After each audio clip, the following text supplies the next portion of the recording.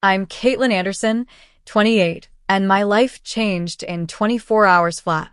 The universe has a twisted sense of humor.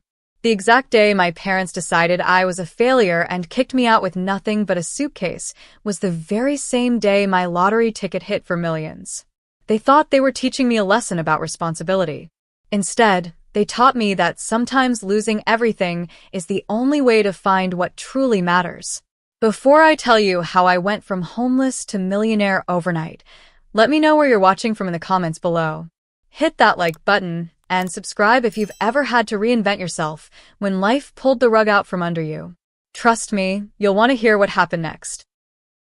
Growing up in Meadowbrook, I was always the odd one out in my family. My father, Frank Anderson, was an accountant who believed success came in one flavor: a prestigious degree followed by a stable corporate job with benefits. My mother, Helen, wasn't much different. As a hospital administrator, she valued structure, predictability, and what she called practical choices. Then there was me, dreaming of creating beautiful things with my hands. From the time I was 12, I spent hours crafting jewelry from whatever materials I could find. Old buttons from Grandma Margaret's sewing box. Smooth stones from the creek behind our house. Broken necklaces from thrift stores. My parents tolerated this as a nice hobby, but made it clear they expected me to grow out of it and pursue something sensible. Only my grandmother, Margaret, truly understood me. While my parents pushed me toward business school, Grandma would slip me art books and say things like, "The world needs more beauty, Kaitlyn." Never apologize for creating it. She'd display my amateur creations proudly, wearing my mismatched earrings to church and telling everyone who complimented them, "My granddaughter made these. She's going to be famous someday." When I turned 21, Grandma Margaret gave me an antique jewelry box filled with tools and stones she'd collected over the years. "Your grandfather gave me this on our wedding day," she told me. "I've been saving it for someone who would truly appreciate it." That gift meant more to me than my college diploma. After graduation, I took a job at a financial firm to please my parents. For 3 years, I withered at that desk, designing jewelry sketches on lunch breaks and staying up late to create pieces I sold at local craft fairs on weekends. My online shop slowly gained a following, but not enough to support me fully. Every Friday, Grandma Margaret and I had a ritual. We'd meet for coffee at Bellamy's Cafe, and she'd insist on buying a lottery ticket. "One for me, one for you," she'd say with a wink. "Your dreams need a little magic sometimes." I'd roll my eyes but play along. It was our thing. When she passed away last year, I was devastated. At the reading of her will, I received her lottery number book. Inside the cover, she'd written, "Keep playing, my darling. These numbers have meaning. And remember, the greatest lottery in life is having the courage to be yourself." I continued our Friday ritual alone, using her special number combinations. It felt like keeping a part of her alive. Meanwhile, tension at home grew unbearable. Despite having moved back with my parents to save money after college, I was 28 now, and their patience with my jewelry phase had worn threadbare. Each dinner became a battlefield. "When are you going to apply for that management position Richard mentioned?" Mom would ask, referring to her colleague's son who worked at a prestigious marketing firm. "The benefits package alone is worth considering," Dad would add, as if I hadn't heard this speech weekly for months.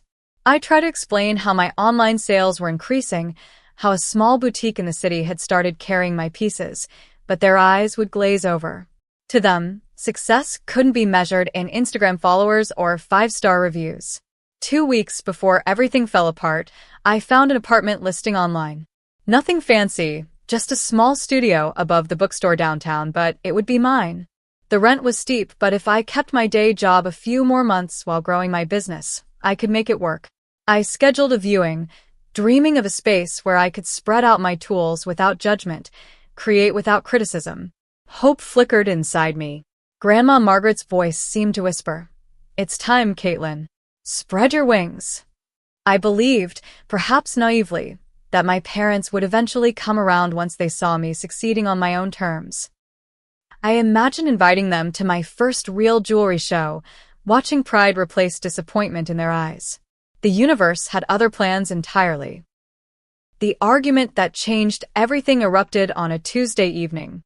I'd finally gathered the courage to announce my decision to quit my stable job at Preston Financial to pursue my jewelry business full-time. I'd rehearsed my speech all day, preparing answers for every objection I anticipated. What I hadn't prepared for was the sheer intensity of their reaction. "You're throwing away a perfectly good career for a hobby?" Dad's face flushed crimson as he set down his fork with such force that the plates rattled. "This isn't just disappointing, Kaitlyn. It's irresponsible." Mom's approach was subtler, but no less cutting. "Sweetheart, I understand wanting to follow your passion, but people with real artistic talent get discovered early. They don't need to quit their jobs and burden their families." Her words sliced through me with surgical precision. I tried explaining my business plan, the growing sales figures, the boutique partnerships I was developing. But each point I made was swatted away like an annoying insect. $300 in sales last month isn't a business, it's a garage sale, Dad scoffed. That's when I noticed the printout sitting on the counter behind him. It was my sales report, which I kept in a folder in my desk drawer. They'd been going through my things. "You went through my private documents?" I asked, my voice rising with indignation. Mom had the decency to look slightly embarrassed, but Dad doubled down. "When you live under our roof, your business is our business. And speaking of business, that little diary of yours doesn't inspire confidence either." My heart dropped. My diary? The one where I'd poured out my dreams, my fears, my most private thoughts? "You read my diary?" The betrayal felt physical, like a punch to the stomach. "We needed to understand what's going on with you," Mom said defensively. "You've been secretive, staying up all hours working on those trinkets." "They're not trinkets," I said, fighting back tears. "And I'm not a child whose privacy you can invade whenever you feel like it." Dad's ultimatum came next, delivered with the cold finality of a judge passing sentence. "Either you keep your job at Preston and treat this jewelry nonsense like the hobby it is, or you need to find somewhere else to live. We won't support this fantasy." My brother Timothy, who'd been silently eating his potatoes throughout this exchange, finally spoke up. "Maybe Dad's right, Kate. You've always been different, but sometimes different isn't practical." ¿En tú, Timothy? His betrayal stung almost as much as my parents'. Growing up, he'd been my ally in this house of rigid expectations. Now he was one of them. I tried one last approach, appealing to their own values. "You always taught me to be self-sufficient, to work hard for what I want. That's exactly what I'm doing. Why can't you see that? Self-sufficiency means paying your own rent, not living here while you play artist," Dad replied flatly.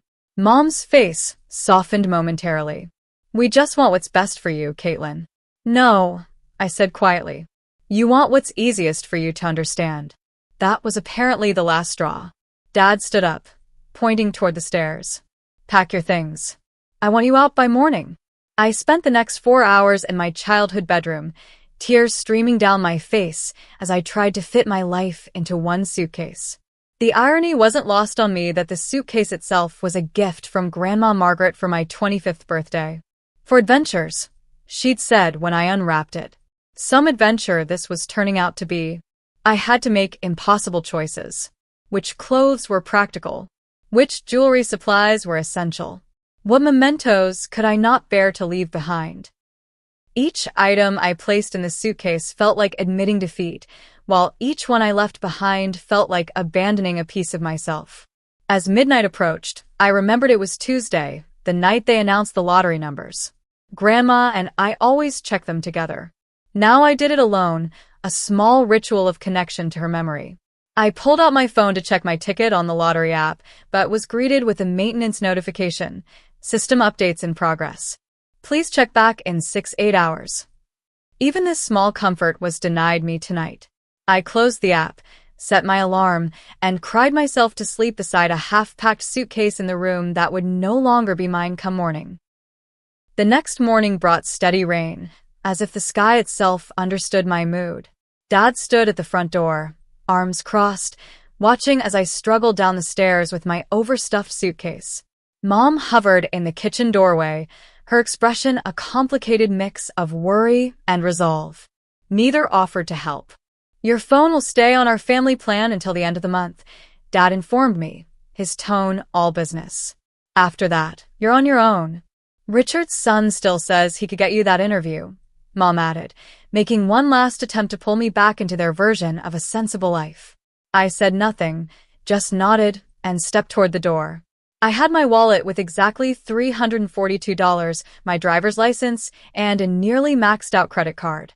My car technically belonged to my parents, as they'd helped with the down payment and kept the title. I knew better than to ask if I could take it. This is for your own good, Kaitlyn, Dad said as he physically guided me toward the porch, his hand firm on my shoulder. Sometimes people need a push to grow up. The door closed behind me with a definitive click of the lock.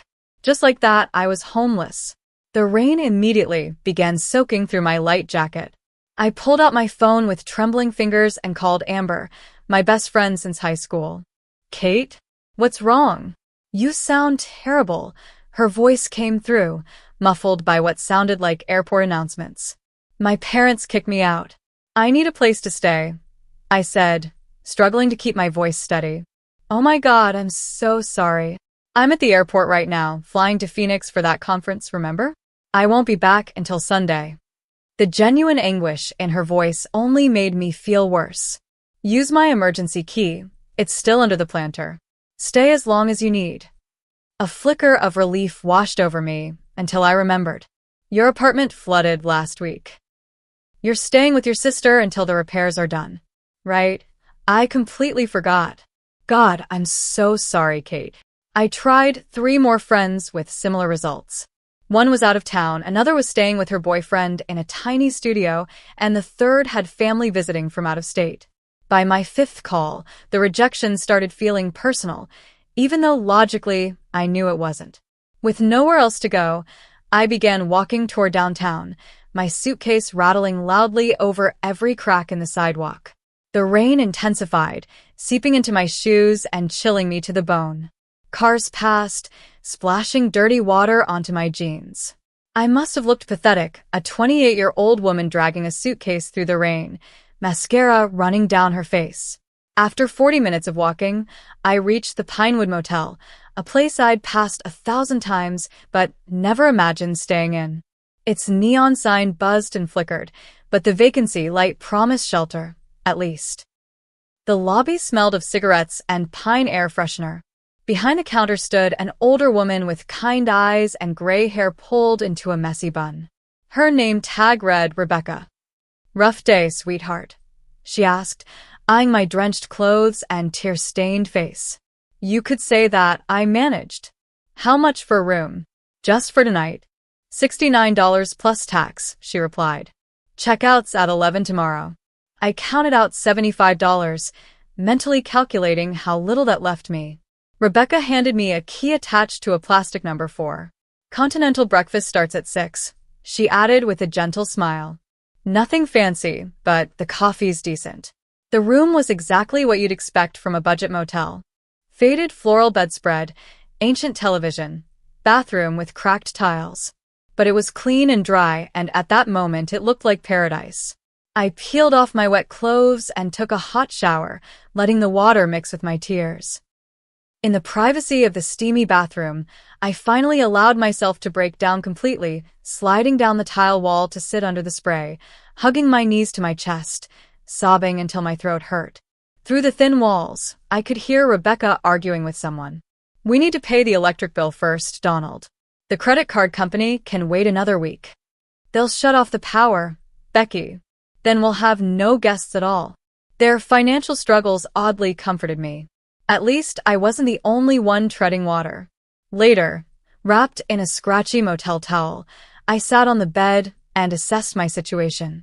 My savings account held exactly $2,318, the result of countless weekend craft fairs and online sales. My jewelry supplies, at least the ones I'd managed to bring, were worth maybe another 1,000 if I sold them, which would defeat the whole purpose of starting my business. I opened my laptop and checked my email, hoping for a miracle. There was a message from the apartment manager. Looking forward to showing you the studio tomorrow at 3 p.m. A place I could no longer afford to rent. On a blank page in my notebook, I made a list.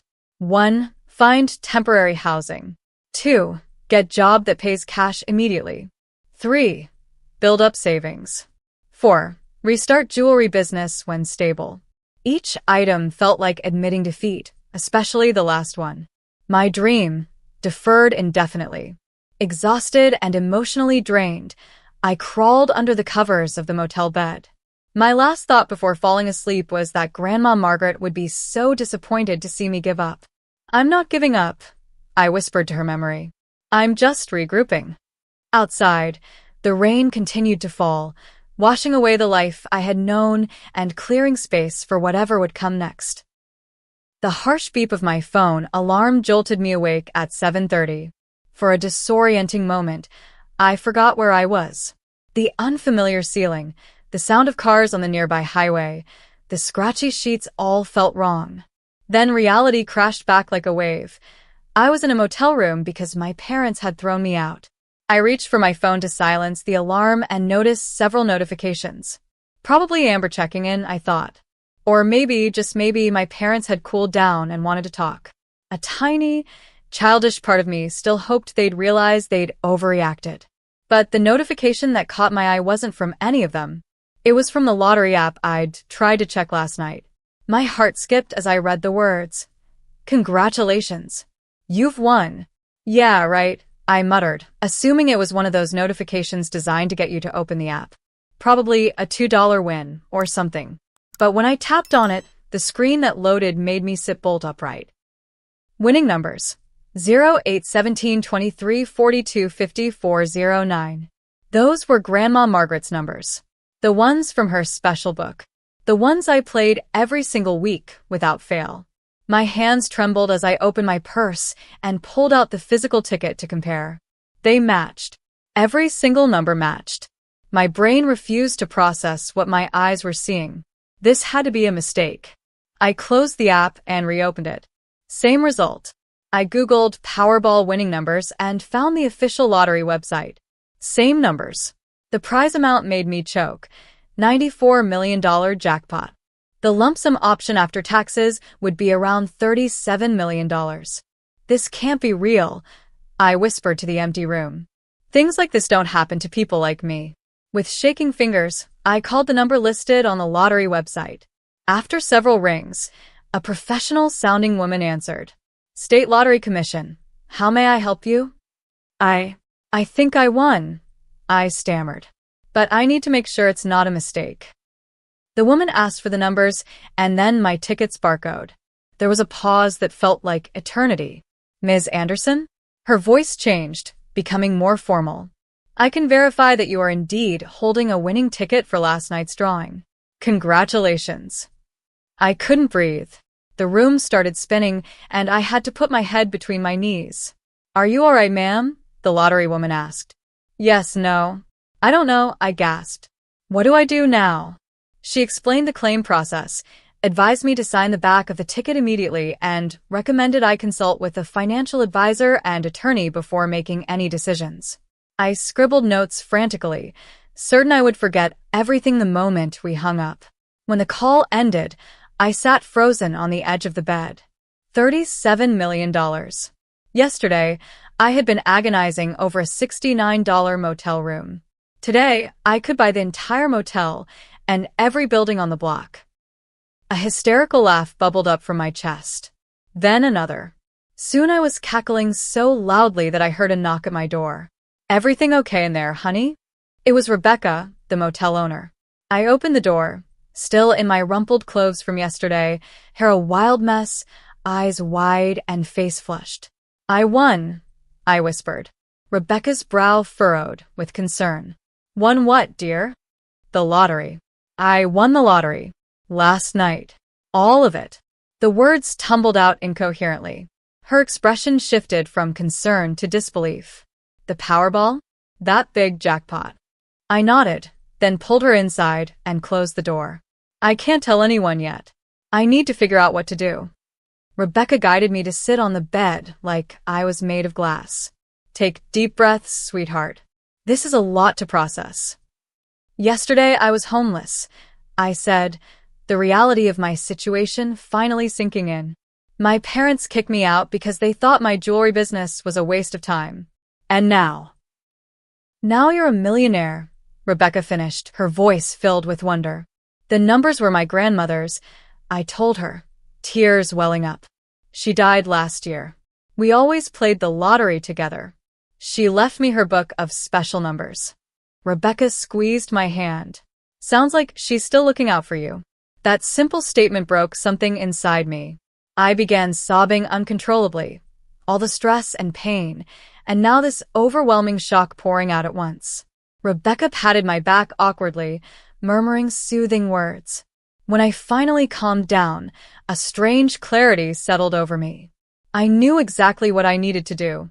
I need a lawyer and a financial advisor, I said, wiping my eyes. And I need to keep this quiet until everything's set up properly. Rebecca nodded approvingly. Smart girl. My cousin James is a financial advisor in the city. Very discreet. I could give him a call if you'd like. Yes, please, I said gratefully. And can I stay here a few more nights?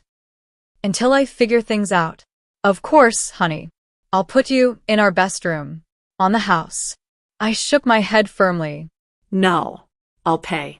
In fact, an idea formed, fueled by the snippets of conversation I'd overheard last night. Rebecca, how much would it cost to book every room in this motel for a week? Her eyes widened. All 15 rooms? That would be about $6,000. But why would you want to do that? Consider it insurance for my privacy. Plus, it sounds like it might help with those bills I heard you discussing with Donald. Rebecca blushed. You heard that? I'm so sorry. Don't be. I understand financial struggles better than most people. I thought about my parents who would soon learn about my windfall. A complicated mix of emotions swirled within me. Vindication, anger, hurt, and underneath it all, a tiny flicker of the desire for reconciliation. But first I needed to secure my future. To become the woman Grandma Margaret always believed I could be. One more thing, I told Rebecca as she turned to leave. If anyone comes looking for me, especially a couple in their 50s or a young man who looks like me, I'm not here. Understand? She nodded, a conspiratorial smile crossing her face. I understand completely. Your secret's safe with me. When she left, I sat back on the bed, staring at the lottery app still open on my phone. $37 million. The exact amount I'd need to never depend on anyone ever again. Grandma Margaret's voice seemed to whisper in my ear. See, darling? Magic happens when you stay true to yourself. For the first time since leaving my parents' house, I smiled. A real smile that reached my eyes and warmed my heart. The universe had given me not just a second chance, but a cosmic do-over. By dawn, I had been kicked out with nothing but a suitcase. Now, I was rich beyond my wildest dreams. And no one who had doubted me knew it yet. 2 days later, I sat in the polished office of James Spencer, financial advisor and, conveniently, Rebecca's cousin. True to her word, he was professional and discreet, not batting an eye when I arrived in the same clothes I'd been wearing since Tuesday. The first step is securing your winnings, James explained, sliding a folder across his mahogany desk. I've prepared the paperwork for a blind trust. This will allow you to claim the prize without your name becoming public. Is that legal? I asked, scanning the documents. Absolutely. Several states allow lottery winners to remain anonymous through trusts. It's the smart play, especially for someone in your unique situation. My unique situation. What a diplomatic way of saying homeless overnight millionaire. Together, we crafted a financial plan that included immediate, short-term, and long-term goals. I would take the lump sum option, invest 60% in a diversified portfolio, set aside money for taxes, and keep a reasonable amount liquid for immediate needs. How reasonable is reasonable? I asked. James smiled. For someone with $37 million? A few $100,000 is perfectly reasonable for getting established. The words "a few $100,000" made me dizzy. 2 days ago, I was counting quarters for vending machine coffee. After signing what felt like 1,000 documents, I had one special request. There's a motel, the Pinewood, where I've been staying. The owners, Rebecca and Donald, are struggling financially. I'd like to anonymously pay off their mortgage." James didn't seem surprised. "A worthy first act of generosity. I'll arrange it through the trust, so it can't be traced back to you."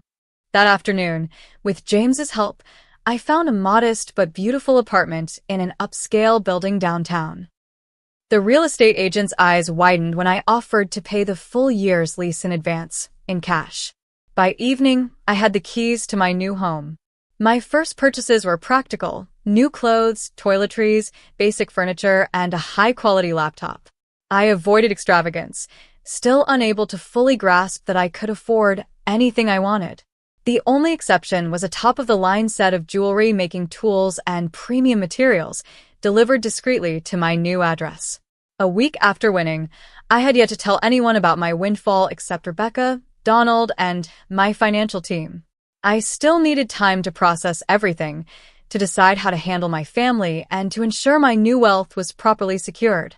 Then came the inevitable encounter I'd been both dreading and secretly anticipating.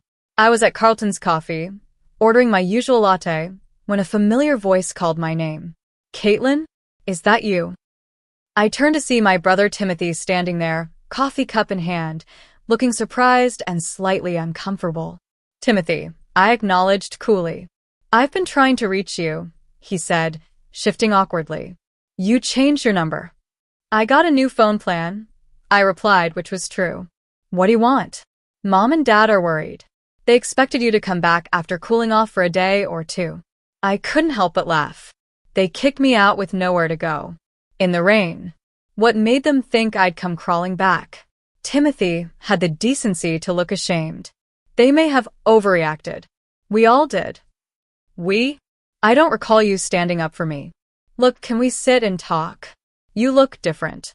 His eyes took in my new designer blouse and the expensive watch on my wrist, gifts to myself I justified as professional necessities. "I am different," I said simply. We sat at a corner table, Timothy clearly burning with questions about my apparent prosperity. I offered no explanations, letting him squirm. "So, where are you staying?" he finally asked. "I have a place," I said vaguely. "And a plan. The jewelry thing?" "Among other things." Timothy leaned forward. "Listen, Kate. Mom's been a mess. Dad's pretending he's not worried, but he is. Maybe if you called them, apologized for the blow-up." "Apologized?" I set my cup down with a sharp clink. "I'm not the one who should be apologizing, Timothy. They were trying to help you make good decisions." No. "They were trying to force me to live the life they wanted for me. There's a difference." Timothy sighed. "I just want our family back together." For a moment, I felt a pang of sympathy. Timothy had always been the peacemaker, desperate for harmony at any cost. But I wasn't willing to pay that cost anymore. Our family isn't together because of choices they made, not me. I'm doing fine on my own. Better than fine, actually. "Clearly," he said, gesturing to my expensive attire. "Did you get a new job or something?" "Or something," I replied with a small smile. "Give Mom and Dad my regards. Tell them I'm not coming back, but I am moving forward." As I walked away, I felt lighter than I had in years. The tables had turned so dramatically it was almost comical. I wondered how long it would take for word to spread. Not long, as it turned out. That evening, my phone, with a new number I'd given only to Timothy, buzzed with texts from both parents. From Dad: "Timothy says you're doing well. We should talk." From Mom: "Please call us, sweetheart. We miss you." I didn't respond to either message. Instead, I focused on setting up my new jewelry studio in the second bedroom of my apartment. With proper equipment and materials, I could finally create the pieces I'd always envisioned. 2 weeks after winning, I launched my rebranded jewelry business, Margaret's Legacy, named for my grandmother. I hired a professional photographer and web designer to create a stunning online presence. Within days, orders started coming in, including one from a minor celebrity who had somehow discovered my work on Instagram. The same day my first major sale went through, I received a call from an unknown number. "Kaitlyn, it's Sophia Martinez." Your mother gave me your number. Dr. Martinez had been my therapist briefly during college. I'd stopped seeing her when my parents, who were paying for the sessions, insisted they be informed about what we discussed. How did my mother get this number? I asked, annoyed at the invasion of privacy. From your brother, I believe. Listen, I'm not calling in any professional capacity. Your mother is genuinely concerned. There are rumors around town that you've come into some money, and she's worried you might be involved in something problematic. I nearly choked on my tea. She thinks I'm dealing drugs or something? She didn't say that exactly, but she's confused about your sudden change in circumstances. I considered my options. Sophia had always been kind and respectful, even when I stopped therapy. I assure you, my financial situation is completely legal and legitimate. But I appreciate the concern. Would you be open to a session? She asked. Just to talk through how you want to handle things with your family going forward? My treat. The offer was tempting. I did need someone objective to help me navigate the complicated emotions I was feeling. One session, I agreed. But I'll pay for myself. I can afford it now. Our meeting proved invaluable. Sophia helped me articulate what I wanted from my relationship with my parents moving forward: respect for my choices, acknowledgement of their hurtful actions, and clear boundaries around my independence. You don't owe them an explanation about your money, Sophia advised. But if you want any kind of relationship going forward, some version of the truth will eventually be necessary. She was right, of course. The question was I ready to face them yet? The answer came sooner than expected. 3 weeks after being kicked out, I returned to my apartment building to find my parents waiting in the lobby. My mother rushed forward when she saw me. Kaitlyn, thank God. We've been so worried. My father stood awkwardly behind her, taking in my appearance, the expensive building, the doorman who had nodded respectfully as I entered. How did you find me? I asked calmly. Timothy followed you home yesterday, Mom admitted. We were desperate to make sure you were okay. As you can see, I'm fine. I gestured to the marble lobby. More than fine, actually. Dad finally spoke. Kaitlyn, what's going on? How can you afford to live here? I looked at both of them, these people who had raised me, loved me in their way, and then discarded me when I didn't fit their mold. Part of me wanted to tell them everything, watch their faces as they realized what they'd done. Another part wanted to maintain my privacy, my power. Would you like to come up? I offered, making a decision. We have a lot to talk about. My parents stood speechless in the center of my new apartment, taking in the high ceilings, the view of the city, the expensive furniture I'd finally allowed myself to buy after weeks of living like I was still broke. This place must cost a fortune, Dad finally said, his accountant's mind clearly calculating figures. $3,000 a month, I confirmed. I paid a year in advance. Mom touched the sleeve of my cashmere sweater. And these clothes? Kaitlyn, please tell us what's going on. Are you in some kind of trouble? I gestured for them to sit on the plush sofa while I took the armchair opposite. Power positions, just as Sophia and I had discussed. 3 weeks ago, you kicked me out of the house with nowhere to go. I began calmly. That same night, something else happened.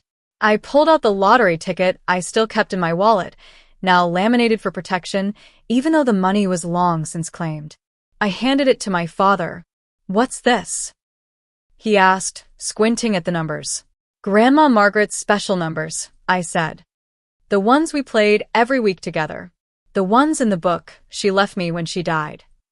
Mom's hand flew to her mouth as understanding dawned. The Powerball. The big one from last month. You won. $37 million after taxes, I confirmed. The exact night you decided I wasn't worth supporting anymore. Dad's face went through a remarkable series of transformations. Disbelief, shock, calculation, and finally, an attempt at fatherly pride that made my stomach turn. My God, Kaitlyn. This is incredible, he said, reaching for my hand. I pulled away. Is it? Because 3 weeks ago, you called my dreams a fantasy and my work trinkets. You invaded my privacy, read my diary, and physically pushed me out the door with one suitcase. We were trying to help you, Mom insisted, tears forming in her eyes. We wanted you to stand on your own feet. And now I am, I replied. Just not in the way you planned. Sweetheart, we're so sorry about how things happened, Dad said, his voice taking on the conciliatory tone he used when trying to land a difficult client. We never meant for you to actually be homeless. We thought you'd stay with Amber or come back after a day or two. So, your plan was to scare me straight? Terrify me into conformity. I stood up, anger rising despite my resolve to stay calm. Do you have any idea what that night was like for me? Standing in the rain, calling friends who couldn't help, ending up in a motel because I had nowhere else to go. Mom was openly crying now. We made a terrible mistake. We've been sick with worry. Not sick enough to actually look for me until Timothy reported I seemed to be doing well, I pointed out. Not sick enough to apologize until you found out I'm rich. That's not fair, Dad protested. We tried calling. After a week. And only to ask me to apologize to you. A heavy silence fell over the room. Finally, Dad spoke again, his voice subdued. What do you want from us now, Kaitlyn? It was the first honest question he'd asked. I sat back down, collecting my thoughts. I want acknowledgement that what you did was wrong. Not just a mistake, but fundamentally wrong. I want respect for my choices and my independence. And I want it clear that my money is mine alone. Of course it's yours, Mom said quickly. We would never. You already asked how much my apartment costs and eyeballed my sweater, I interrupted. So forgive me if I'm skeptical. Another silence, longer this time. We're very proud of you, Dad finally offered, though whether for winning the lottery or standing up to them wasn't clear. I'd like to believe that, I said. But I'm not sure you know me well enough to be proud of me. The real me, not the daughter you tried to shape into your image. I stood up again, signaling the end of our conversation. I'll be hosting a family dinner next Saturday. Timothy is invited too. We can talk more then, if you're willing to start fresh with me, as I am now. They left in a daze, clearly struggling to process everything. As the door closed behind them, I exhaled a breath I felt like I'd been holding for years. Over the next month, things shifted gradually. The family dinner was awkward but civil. Timothy was the most genuinely happy for me, though even he couldn't resist asking about investment opportunities. Mom brought my childhood photo albums as a peace offering. Dad tried, in his stilted way, to express interest in my jewelry business, though his questions always circled back to profit margins and tax implications. With my newfound financial freedom, I established the Margaret Wilson Foundation, named after my grandmother. Its mission was to provide grants to young artists and entrepreneurs who lacked family support. Rebecca and Donald from the Pinewood Motel were shocked to receive a letter informing them their mortgage had been paid in full by an anonymous donor, though Rebecca gave me a knowing wink when I stopped by to officially share my good news with them. My jewelry business flourished once I could afford proper marketing and materials. I rented a small storefront downtown and hired 2 assistants, both young artists struggling to make ends meet while pursuing their passions. 4 months after winning, I met Michael at a charity auction I was hosting for the foundation. He bid on one of my pieces without knowing I was the artist, and we struck up a conversation about design. 3 dates later, I finally told him about my lottery win, braced for his reaction to change. That explains the fancy restaurant choices, was all he said with a laugh. But I still prefer that taco truck you took me to on our first date. His nonchalance was refreshing after months of people treating me differently once they knew about my money. The true test came at Thanksgiving, the first holiday since the fallout. I hosted in my apartment, now fully furnished and feeling like home. Mom brought her famous apple pie. Dad managed to go the entire meal without mentioning investments or tax brackets. Timothy brought his new girlfriend, a painter he'd met through my foundation, ironically enough. As we ate, I caught Mom looking at me with an expression I hadn't seen before. Not pride exactly, but something like respect. Dad actually asked about my latest jewelry collection without immediately questioning its profitability. Small steps, but meaningful ones. After dinner, Mom helped me with the dishes, an oddly normal mother-daughter moment amid our extraordinary circumstances. Your grandmother would be so proud of you, she said softly, handing me a plate to dry. Not because of the money, but because of what you're doing with it. Because you stayed true to yourself. I know, I replied, surprised to find tears in my eyes. I feel her with me sometimes. Mom hesitated, then added, I'm sorry we couldn't see it before. What you were trying to build. Who you really are. It wasn't a complete apology, but it was a start. A foundation we could potentially build upon, like the careful layering of stones in one of my more intricate necklaces. Later, as everyone was leaving, Dad awkwardly pulled me aside. That necklace your mother was wearing, the one with the blue stones. You made that. Yes, I confirmed. It's called Ocean Memory. The stones are lapis lazuli. He nodded thoughtfully. It's beautiful. Truly beautiful, Kaitlyn. I never really looked before. In that small admission lay decades of inattention, of missed opportunities to connect. But also, perhaps, an opening for something new. Thanks, Dad, I said. Maybe next time, I'll show you my studio. I'd like that, he replied, and for once I believed him. As I closed the door behind my family, I felt a sense of peace I hadn't expected. The money hadn't fixed everything, hadn't magically healed old wounds or created perfect relationships. But it had given me the freedom to set boundaries, to engage on my own terms, and to build the life I'd always wanted. Grandma Margaret's numbers hadn't just made me rich. They'd given me the chance to become fully myself. 1 year after the night that changed everything, I stood in my jewelry gallery for the grand opening exhibition of Margaret's Legacy, my first complete collection. The space buzzed with art critics, local media, clients, and friends. My parents stood awkwardly near the refreshment table, making small talk with Michael, who handled them with surprising grace. Looking around at what I'd built, I felt a deep sense of satisfaction. My work now sold in galleries across the country.